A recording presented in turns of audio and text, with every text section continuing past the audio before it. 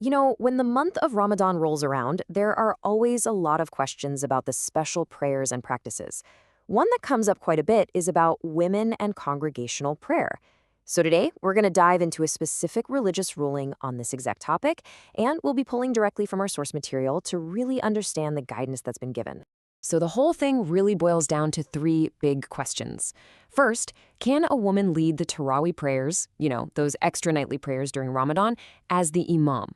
Second, can she join in a congregation that's being led by a man?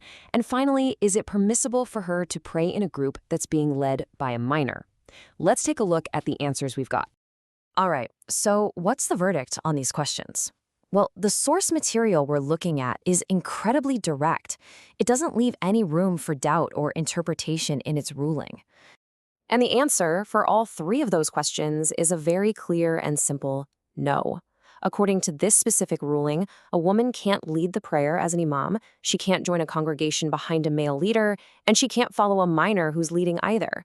There's really no wiggle room here. The position is stated very clearly. And the reason for this is made crystal clear. The source states that all of these methods of prayer are considered against Islamic Sharia, which is the formal body of Islamic law. So this isn't presented as just some advice or a suggestion, but as something rooted in core religious principles. Okay, but why? Understanding the rule is one thing, but getting the why behind it, that's really the key, right? So let's dig into how the source actually explains the logic behind this position. So it all comes down to how congregational prayer, or Jamaat, is actually defined. The source explains that this way of praying in a group was specifically set up for men.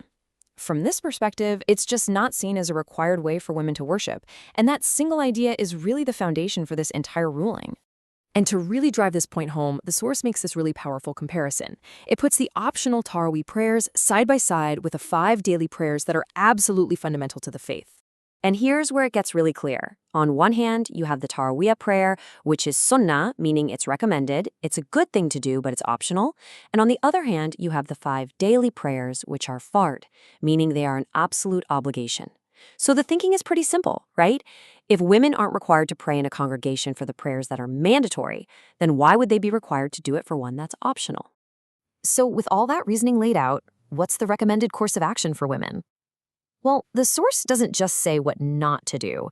It actually gives a very clear directive on how these prayers should be performed.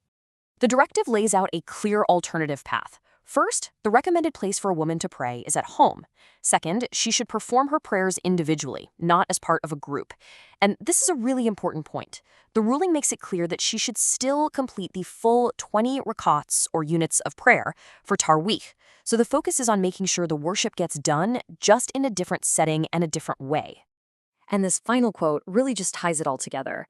The source calls these congregational methods for women newly invented, suggesting they're modern ideas that don't have a basis in the original commands. The message is pretty straightforward. The prayer itself is absolutely essential. But according to this ruling, the instruction is to do it separately, because the command to pray in a congregation wasn't given to women in the first place. So there you have it. We've just walked through one specific ruling on a religious practice.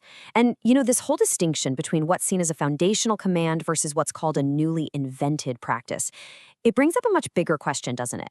If you look at any faith, any culture, how do people figure out the balance between timeless principles and the practices of daily life as they change over time? It's a really fascinating question to think about. Thanks so much for joining me today.